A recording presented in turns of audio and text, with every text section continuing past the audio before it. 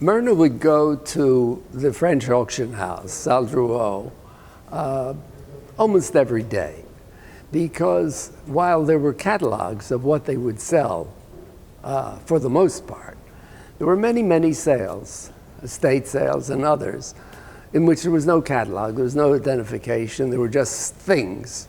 If you liked them, you bid on them.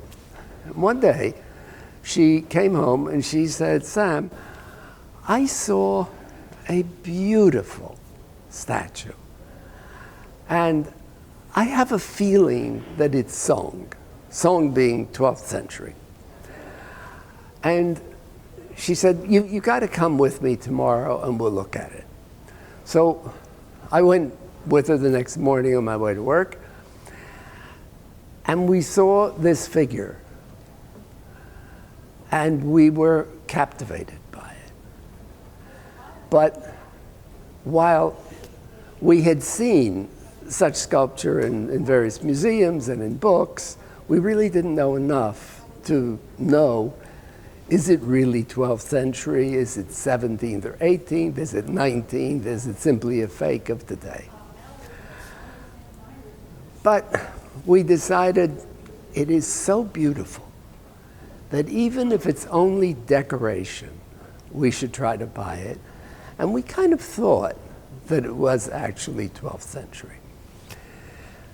We ended up in the auction room, and there was a very important dealer who was there too. But at a certain point, he left the room.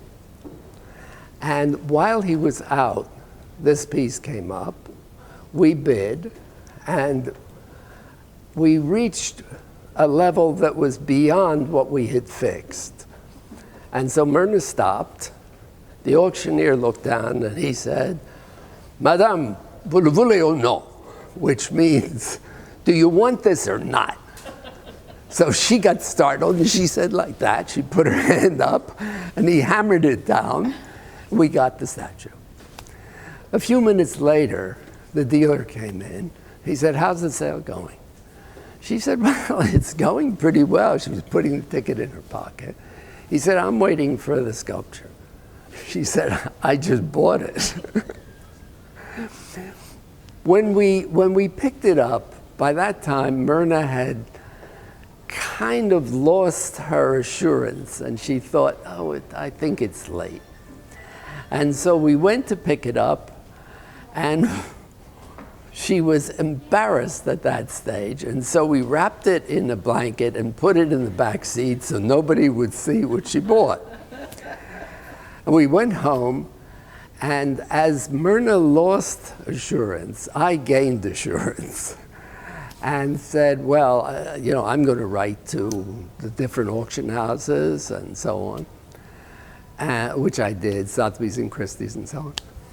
One came back and said it's 19th century of no commercial interest based on photographs. And one said it's 18th century, we don't think it's worth anything either. And one said, I don't know. And so I wrote to Lawrence Sickman, who was the great scholar of Song and early sculpture.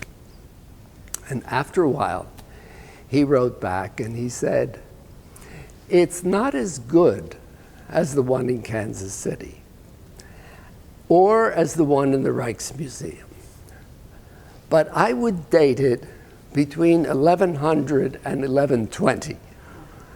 So we had the Song sculpture.